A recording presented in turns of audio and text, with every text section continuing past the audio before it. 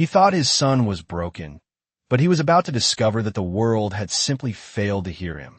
The room was worth more than most people's entire lives. Floor-to-ceiling glass overlooking the glittering skyline of Seoul, polished marble reflecting the soft glow of imported Italian chandeliers, and in the center of it all sat a small boy who did not react when thunder rolled across the sky. Kang Min-jae stood near the window, his posture rigid, tailored suit immaculate, eyes fixed not on the storm outside but on the silence inside the room. His son, Junho, barely 4 years old, sat cross-legged on a Persian rug, wooden blocks scattered around him, stacking and unstacking them with mechanical precision, his expression distant, untouched by the world that roared beyond the glass. The specialists had come and gone, each one more expensive than the last, their voices confident at first, then softer, then carefully neutral as they delivered the same conclusion in different words. Congenital deafness. No response to auditory stimulus. Limited prognosis. Min-jae had built an empire by refusing to accept limits, by bending outcomes through sheer will, but this was the one battlefield where power meant nothing, where money could not force a miracle, where influence could not command a solution. He remembered the last doctor, an older man with steady hands and tired eyes, placing a file on the table and speaking with a kind of practiced gentleness that felt almost insulting. "Your son is not broken," the doctor had said, "but his world is different." Min-jae had not responded. He had simply nodded once, a control motion, then turned away as if dismissing a minor inconvenience, because that was what powerful men did when faced with something they could not control. They minimized it, contained it, refused to let it show. But now, alone in this vast room, the truth pressed in from every direction, louder than any sound his son could not hear. Junho suddenly knocked over his tower of blocks, the pieces scattering across the rug. But there was no frustration in his face, no reaction, just a blank stillness that felt heavier than any outburst. He stared at his hands, as if waiting for them to explain something the world refused to translate. Min-jae took a step forward, then stopped, his hand tightening at his side, unsure of what to do. Hesitation, so rare it felt almost foreign in his own body. He had faced rivals, negotiated deals worth millions, commanded loyalty without question, but standing before his own child, he felt something unfamiliar creeping in, something dangerously close to helplessness. And then, almost unnoticed, the door opened. It wasn't loud, just a quiet shift in the air, the kind of presence that usually went ignored in a house like this.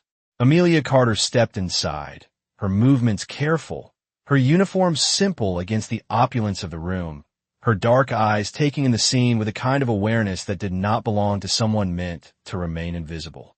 She had been in the house for 3 weeks, long enough to understand the rules, long enough to know which spaces were forbidden, long enough to recognize the weight of the man standing by the window. She should have left the moment she saw him there, should have lowered her gaze and disappeared like the others always did, but her eyes lingered on the boy instead. Junho's fingers hovered above the scattered blocks, not picking them up, not moving, just suspended in a moment that felt incomplete. Amelia took a slow breath, something in her expression shifting, not pity, not fear, but recognition. She stepped forward. It was a small movement, barely noticeable in a room this large, but it broke a rule that everyone else followed without question. Min-jae's voice came without warning, low, controlled, cutting through the silence with precision. "Who allowed you in here?" The words were not raised, not harsh, but they carried the weight of authority that did not need volume to be obeyed. Amelia froze for a fraction of a second, her heart tightening, every instinct telling her to apologize, to step back, to disappear. Instead, she looked at the child again, and then she did something no one in that house had dared to do before. She kept walking. Amelia's footsteps were soft against the marble floor, but in that moment they echoed louder than any thunder outside, not because of the sound, but because of what they meant, a line being crossed that could not be undone, and Kang Min-jae felt it instantly, the shift in control, The disruption of a world where every movement was calculated and every rule obeyed, his eyes narrowing slightly as he turned fully toward her. His presence filling the room with a quiet pressure that most people could not withstand for more than a second. Yet Amelia did not stop. She moved past him without asking permission, without lowering her gaze, her attention fixed entirely on the boy sitting on the rug, as if nothing else in that room mattered. And for a brief second, Min-jae did not speak again. Not because he accepted it, but because something about her focus unsettled him in a way he could not immediately define. It was not defiance, not arrogance, but something quieter, something steadier, as if she saw a truth he had been missing. Junho's fingers were still hovering above the scattered blocks, his small hand suspended in hesitation, and Amelia slowly lowered herself to the floor a few feet away from him, careful not to startle him, careful not to invade his space, her movements deliberate, measured, the kind of patience that could not be faked. She did not reach for him immediately, did not speak, did not attempt to force a reaction the way the specialist had done. Instead, she simply watched him, her head tilting slightly as if listening to something no one else could hear.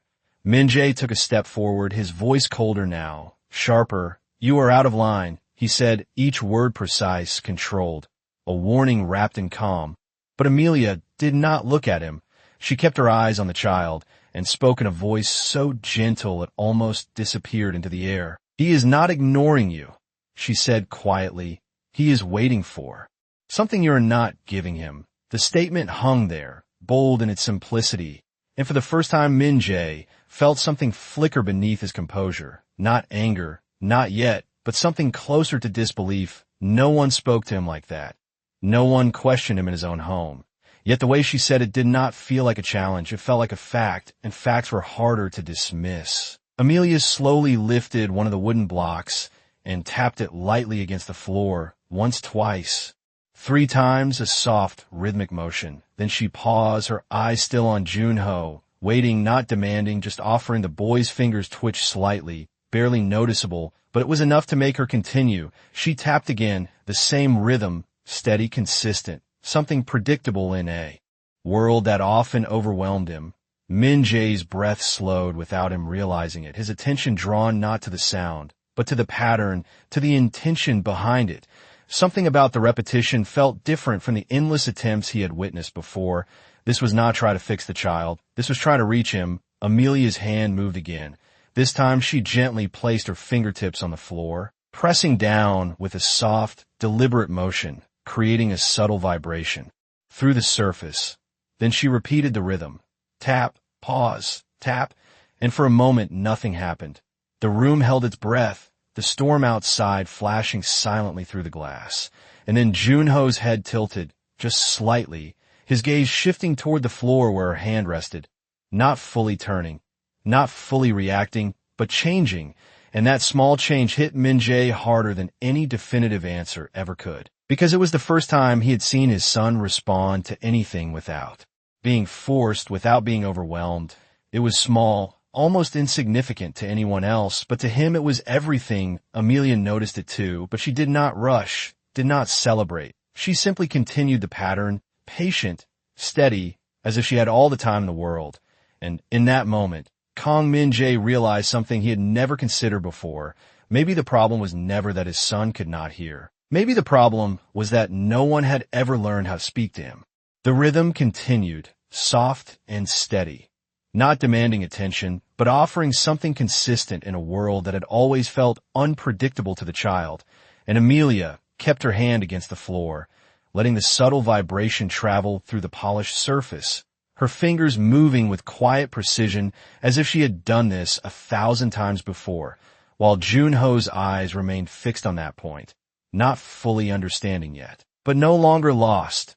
And Kang Min-jae stood completely still, watching a moment unfold that no specialist, no machine, no amount of money had ever been able to create, his chest tightening in a way that had nothing to do with fear and everything to do with realization. Because this was not treatment, this was connection. Amelia slowly shifted closer, only a few inches, careful not to break the fragile bridge forming between her and the boy, her movements measured, in seconds rather than steps. And then she did something unexpected. She lifted her hand from the floor and gently placed 2 fingers on the edge of one of the wooden blocks, tapping it lightly in the same rhythm, then pausing, then repeating, her gaze never leaving Junho's face, waiting, always waiting, giving him space to respond in his own time.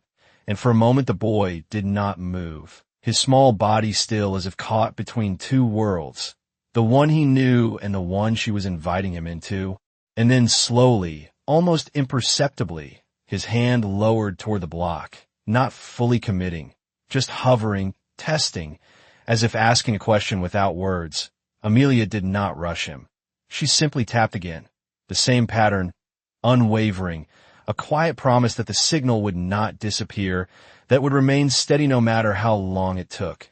Min Jae's jaw tightened as he watched his son hesitate, his instincts screaming to intervene, to push, to demand a result. But something held him back. Something in Amelia's stillness, in the way she refused to force the moment. And then it happened. Junho's fingers touched the block just barely, a light contact that might have gone unnoticed by anyone not paying close attention. But Amelia saw it. And more importantly, she understood it. She responded instantly, tapping the block again with the same rhythm, acknowledging him, answering him, and the boy's eyes flickered, a small shift, but unmistakable. And for the first time since Min Jae could remember, there was intention in his son's movement, not random, not disconnected, but purposeful. Amelia allowed a faint smile to touch her lips, not triumphant, not surprised, just quietly certain, as if she had been expecting this all along. And then she reached into the pocket of her uniform, her hand disappearing for a brief moment before returning with something small, something simple, something that looked almost out of place in a house filled with luxury. It was a compact device, no larger than a deck of cards, matte black, unremarkable to anyone who did not know what it was, but the way she held it carried weight, significance. She did not explain it, did not look at Min Jae for permission. She simply placed it gently on the floor between her and the child, her fingers adjusting a small dial on its side. And then she pressed it lightly, and the device responded with a faint, controlled vibration, not loud, not visible, but present, a steady pulse that traveled through the surface beneath it. Amelia tapped the block again, matching the rhythm of the device, aligning her movements with it, creating a pattern that was no longer just her own, but something external, something consistent, something the boy could feel more clearly. And Junho's head tilted further, his attention sharpening, his hand moving. Again, this time not hesitating as long, his fingers pressing against the block with slightly more certainty, as if he was beginning to understand the language being offered to him. And Kang Min Jae felt something shift deep inside his chest, something he had not allowed himself to feel in a long time. Not hope exactly, not yet, but the possibility of it, fragile and unfamiliar. And as he watched Amelia continue, her focus unwavering, her patience absolute, he realized that whatever she had just placed on that floor was not just a device, it was a doorway, and his son was standing right at the edge of it. The steady pulse from the small device filled the silence in a way no sound ever had, not heard but felt, a quiet rhythm that grounded the moment, and Amelia adjusted her hand to match it perfectly, her fingertips tapping the wooden block in sync, creating a pattern that was no longer fragile but structured, something reliable, something Junho could begin to trust. And the boy leaned forward slightly, his movement still cautious but no longer hesitant, his fingers pressing against the block. Again, this time holding the contact just a fraction longer, as if he was testing whether the response would remain. And it did. The vibration continued. The rhythm remained unchanged, and Amelia mirrored him immediately, tapping back in acknowledgement, a silent conversation forming between them, one that required no words, no sound, only presence and patience. And Kang Min Jae felt the air in the room shift, not physically, but emotionally, as if something long locked away had just been opened. His gaze fixed on his son with an intensity that bordered on disbelief, because this was not coincidence. This was not random movement. This was intention, connection, something real. And yet he did not move, did not interrupt. as if any interference might break the fragile thread that had finally been established. Amelia slowly reached for another block, placing it beside the first, and tapped a different rhythm, slightly altered a variation, and then she paused, giving space, always giving space, and Junho's eyes followed the movement, his attention sharper now, more focused, his hand shifting between the two blocks, as if deciding which pattern to answer, and then he tapped, not perfectly, not an exact rhythm, but close enough to make Amelia's expression soften with quiet certainty. She responded again, adjusting slightly to meet him where he was, not correcting him, not forcing precision, but adapting, guiding, and for the first time, the boy's lips parted, not to speak, but to breathe differently, deeper, as if something inside him had just awakened, and Min-jae felt it in his chest, a tightness breaking open into something unfamiliar, something dangerously close to emotion. His hand lowering slowly to his side as the rigid control he had maintained for years began to loosen without his permission. He had spent his life commanding outcomes, forcing results, bending people and situations to his will, but this moment refused to be controlled. It demanded patience, demanded humility, and as he watched Amelia continue, her movements calm, her focus unwavering, he realized she was not trying to change his son. She was learning his language, and that realization struck deeper than any failure he had ever faced, because it meant that all this time he had been asking the wrong question, not how to fix his child, but how to understand him. Amelia reached toward the device again, adjusting the intensity slightly, just enough to strengthen the vibration, and Junho reacted instantly, his head lifting, his body leaning closer, drawn to the sensation, his small hand pressing flat against the floor near the device, feeling it fully now. And then he did something that made the entire room seem a pause. He tapped back twice, clearly, deliberately not by accident, not by chance, but by choice, and Amelia's breath caught for just a moment before she answered him again, matching his taps exactly, confirming the connection, reinforcing it, and Kong Min-jae's composure finally cracked. Not outwardly, not in a way anyone else would notice, but inside, something shifted, something irreversible, because in that simple exchange, those two small taps, his son had spoken for the first time in a language he could actually use, and no amount of power, no amount of wealth had ever brought him to this moment.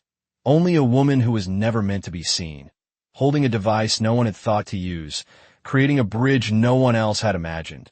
And as Min-jae stood there, silent, watching the quiet conversation unfold on the floor of his own home, he understood something that unsettled him more than anything else. The person who had just reached his son was not one of the experts he had trusted, but someone he had barely noticed at all.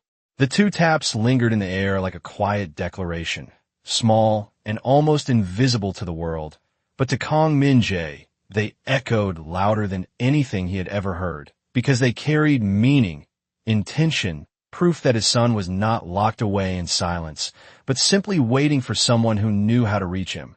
And Amelia did not celebrate, did not react with surprise. She simply answered, her fingers tapping back in the same rhythm, reinforcing the connection as if it had always been there, as if this moment was not a miracle but a beginning.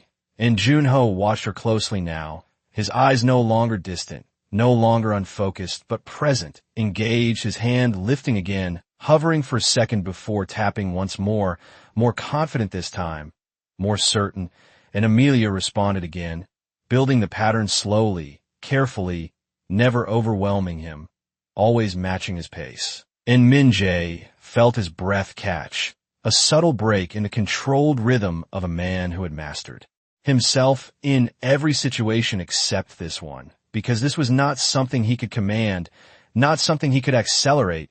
It required patience, something he had never needed before, and yet here he was, standing completely still, unwilling to risk disrupting the fragile exchange unfolding before him. Amelia reached toward the small device again, her fingers adjusting it slightly, the vibration becoming just a fraction stronger, enough to deepen the sensation without startling the child. And Junho responded immediately, his body leaning closer, his hand pressing flat against the floor, his entire focus drawn into the rhythm, into the feeling, and for the first time, his movements were not isolated actions, but part of a pattern, part of a conversation, and Amelia slowly introduced something new. She lifted her hand and gently tapped twice, then paused.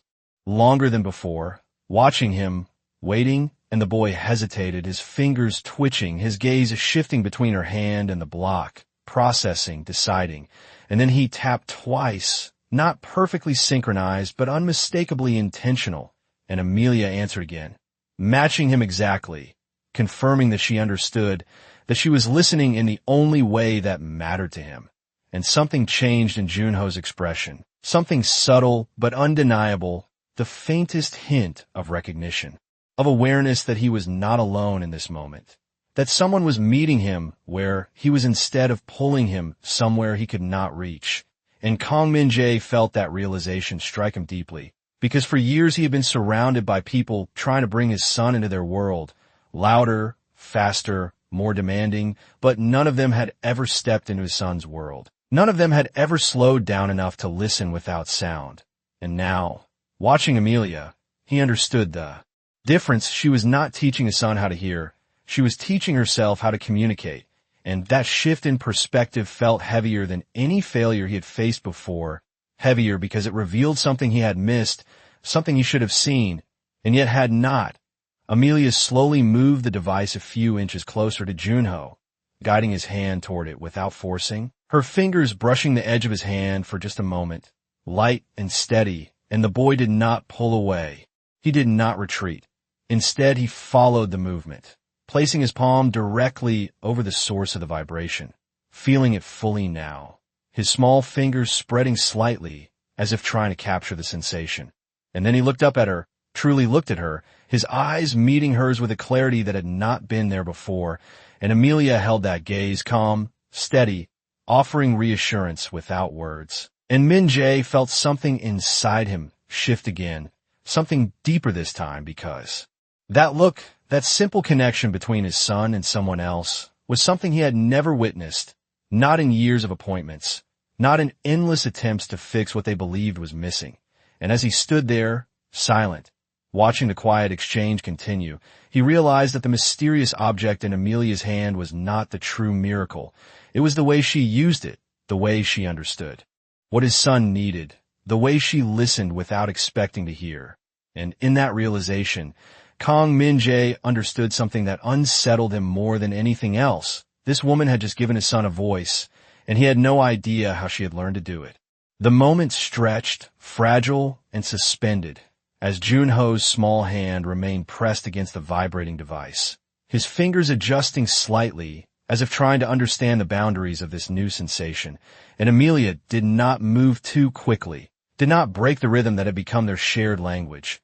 She simply watched him with quiet focus, her breathing slow, her posture relaxed, allowing him to leave for the first time. And Kang Min-jae noticed that shift immediately because control had always been the foundation of his world. But here, control had been replaced by trust, something far more unpredictable and far more powerful. And as Junho lifted his hand and tapped once more, a little stronger now, a little clearer, Amelia responded instantly, matching him without hesitation, reinforcing the pattern, and the boy's eyes widened slightly, not in shock, but in recognition, as if he was beginning to understand that his actions had meaning, that they could be answered, that they mattered. And Min-jae felt something tighten in his chest again, something that had nothing to do with fear and everything to do with realization, because for the first time, his son was not just existing in silence. He was participating in something. He was connecting, and Amelia slowly shifted her hand closer to his, her fingers brushing the back of his hand again, light and steady. And this time, Junho did not hesitate at all. He turned his hand slightly, allowing the contact, allowing the connection. And that small gesture carried more weight than any spoken word ever could, because it meant trust, and Amelia's expression softened just a fraction, not enough to break her focus, but enough to show that she understood the significance of that moment. She gently guided his hand back to the block, tapping a new rhythm, slightly more complex now, adding a third beat, then pausing, waiting, and Junho watched closely, his gaze moving between her hand and the device, processing, learning, adapting. And then he tried, his fingers tapping back, not perfectly aligned, but unmistakably intentional, and Amelia adjusted immediately, simplifying the pattern, meeting him where he was, never pushing him beyond what he could follow. And Min-jae realized that this was something none of the specialists had done. They had always pushed forward, always demanded progress, always measured success and results. But Amelia measured it in connection, in understanding, in small moments that build into something larger. And as he stood there, watching his son respond again and again, each movement gaining confidence, each tap becoming clearer, he felt the weight of his own approach pressing against him, the years of trying to force a solution instead of finding a connection. And for the first time, doubt entered his mind, not about his son, but about himself, about the way he had handled everything until now. Amelia reached for the device again, adjusting it one more time, increasing the intensity just enough to make the vibration more distinct, and Junho reacted immediately, his posture straightening, his attention sharpening, his entire focus drawn into the rhythm. And then something unexpected happened. He tapped 3 times in a row, not following her pattern, not copying her, but creating his own, and Amelia froze for just a fraction of a second, not out of hesitation, but out of recognition, because this was new, this was initiative, this was the boy reaching out in his own way, and she answered him instantly, tapping 3 times back, confirming that she understood, that she was listening. And Junho's expression shifted again, something brighter this time, something alive, and Kong Min-jae felt the air leave his lungs slowly, his composure slipping just enough for him to feel the full weight of what was happening, because in that simple exchange, his son had done something no one had ever seen before. He had initiated communication. He had created something of his own and had it understood.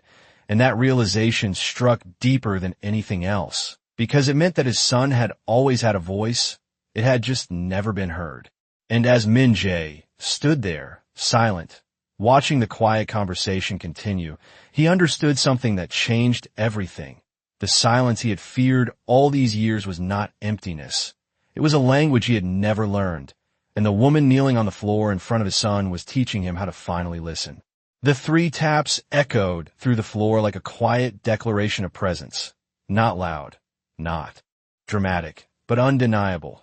And Amelia held still for a fraction of a second longer than before, not out of hesitation, but to honor what had just happened, because this was no longer her guiding him. This was him stepping forward on his own. And she answered carefully, matching his rhythm exactly, confirming that his voice, however it came, was real and understood. And Junho's eyes lit with something new, something that had not been there before, a spark of recognition that went beyond curiosity. It was awareness, and Kong Min-jae felt that shift immediately. It hit him in a place he had not allowed himself to feel in years, because for the first time, he was not watching his son struggle to fit into a world that did not respond to him. He was watching his son shape a world that finally answered back, and that realization broke something inside him, not visibly, not in a way that anyone else could see, but deeply, quietly, and completely. His hand lifted slightly as if he wanted to step forward, to be part of it, but he stopped himself. The instinct to control still there, still strong, but no longer absolute. Amelia slowly introduced another variation, her fingers tapping once, then twice, then pausing, her eyes never leaving Junho's face, giving him the space to respond.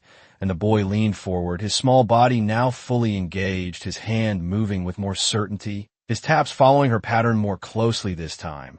Not perfect, but evolving, learning, adapting. And Amelia adjusted with him, always meeting him where he was, never forcing him to reach beyond his pace. And Min-jae realized that this was something he had never done. He had always demanded progress, always expected results, but he had never learned how to wait. And now, watching this quiet exchange unfold, he understood that waiting was not weakness, it was respect. Amelia reached toward the device again, her fingers lowering the intensity just slightly, testing how much of the connection now came from him and how much from the tool.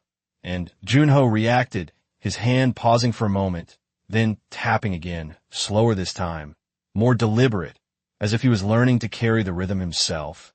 And Amelia responded softly, reinforcing him without overwhelming him, and the balance shifted again, less reliance on the vibration, more on the shared understanding, and Kong Min-jae felt his breath steady, not because he was regaining control, but because he was beginning to understand something far more important. This was not about fixing his son. This was about discovering him, and that discovery required something he had never been taught, something no one had ever demanded from him before. Humility. Amelia's hand moved once more, this time resting lightly on the floor between them without tapping, without initiating, simply waiting, offering silence in its purest form. And Junho watched her, his head tilting slightly, his gaze focused, searching, and then he tapped, once, clear and intentional, and Amelia answered, once, matching him perfectly, and the simplicity of that exchange carried more weight than any complex pattern, because it was pure, direct, undeniable. And Min-jae felt something shift again, something that made his chest tighten and his vision narrow slightly, not from stress, but from the sudden clarity of what he was witnessing. His son was not isolated, not unreachable, not lost. He had been waiting for someone to meet him where he was. And as that truth settled in, heavier than anything else, Min-jae took a slow step forward, his shoes silent against the marble, his presence moving closer to the fragile space that had been created, and Amelia sensed it immediately, her eyes flickering toward him for the first time since she had entered the room, not in fear, not in defiance, but in quiet acknowledgement. And for a moment, their gazes met, hers steady, grounded, his searching, uncertain in a way he had never allowed himself to be before. And then she did something unexpected. She shifted slightly, creating space beside her, not inviting him with words, but with presence, with possibility. And Kong Min-jae hesitated, just for a second. A man who had never hesitated in his life, now standing on the edge of something he did not fully understand, something that required him to step out of control and into connection. And for the first time, he realized that the most difficult thing he would ever have to do was not command an empire, but learn how to reach his own son. The space Amelia created beside her remained open, quiet and unforced. And Kong Min-jae stood there for a moment that felt longer than it should have, a man who had never been uncertain, now facing something that could not be conquered with authority or precision, something that required him to step into vulnerability. And his eyes shifted from Amelia to his son, watching Junho as the boy tapped once more, a single, deliberate motion, waiting for a response that he now trusted would come. And Amelia answered softly, matching him without hesitation, her movements calm, grounded, as if this fragile connection was the most natural thing in the world.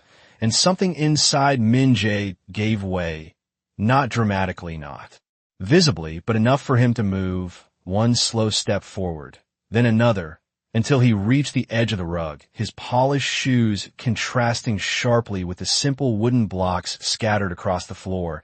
And for a brief second, he hesitated again, his entire life built on control, on distance, on maintaining a clear boundary between himself and everything else. But that boundary no longer made sense here. Not in this moment, not in front of his son. And so, without a word, he lowered himself down, his movements less graceful than usual, less certain but real, and the room seemed to hold its breath as Kong Min-jae, the man who commanded an empire, sat on the floor beside a housemaid and his child. And Amelia did not react with surprise, did not acknowledge the weight of what he had just done. She simply shifted slightly to give him space, her attention still on Junho, still steady, still patient. And Min-jae watched closely, his gaze following every small movement, every tap, every pause, trying to understand what he had missed for so long. Amelia tapped once, then waited, and Junho responded, his fingers moving with more confidence now. And Min-jae felt the urge to try, The unfamiliar pull to be part of this exchange instead of observing it from a distance. His hand lifted slowly, hovering above the floor, uncertain, and for the first time in years, he did not know what to do next. He glanced briefly at Amelia, not asking, not commanding, but searching, and she met his gaze for a fraction of a second, her expression calm, reassuring without words. And then she tapped once, softly, giving him a pattern, something simple, something he could follow, and Min-jae hesitated, his fingers stiff at first, unaccustomed to this kind of movement, this kind of communication, but then he lowered his hand and tapped once against the floor. The motion slightly heavier, less controlled, but clear, and Junho froze for a moment, his eyes shifting toward his father. Something new passing through his expression, something that had not been there before, recognition, curiosity, and then slowly, the boy tapped back, once answering him, and the simplicity of that exchange struck Min-jae harder than anything else, because in that moment, he was not a boss, not a figure of power. He was just a father, being answered by his son, and the world outside, the empire, the expectations, all of it faded into something distant and irrelevant. Amelia remained still, watching quietly as the connection expanded beyond her, as the bridge she had built now carried more than just two people, and Min-jae tapped again, this time a little softer, a little more measured, trying to match the rhythm he had seen, trying to meet his son where he was instead of pulling him forward. And Junho responded again, more quickly now, more certain, his small hand moving with growing confidence. And something shifted between them, something fragile but real, a connection that had never existed before, and Min-jae felt it fully, the weight of it, the significance of it, the realization that all this time, the distance between him and his son had not been created by silence, but by misunderstanding, and as he sat there on the floor, his hand tapping lightly against the marble, his son answering him in a language he was only beginning to learn, he understood something that changed everything. This was not a moment of miracle. It was a moment of awakening, and the woman beside him, who had entered the room unseen, had just given him something no amount of power had ever been able to buy, a way to finally reach his own child.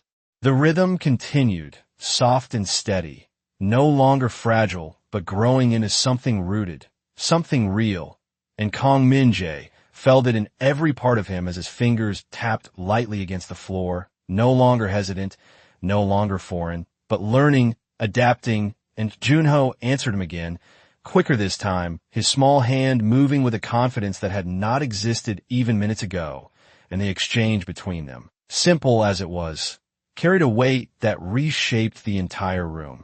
Because this was no longer a demonstration, no longer something being shown, it was something being shared, something alive, and Amelia remained beside them, quiet, her presence steady, but no longer leading, because she did not need to. The connection had moved beyond her hands, beyond the device, into something that belonged to them now.